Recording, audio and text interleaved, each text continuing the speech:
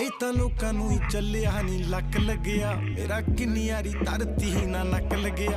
ਜਦੋਂ ਹਿੱਕੀ ਉੱਤੇ VVS shine ਕਰਦੀ ਬਾਈ ਪਤਾ ਲੱਗਦਾ ਕਿ ਬਾਈ ਲੱਖ ਲੱਗਿਆ।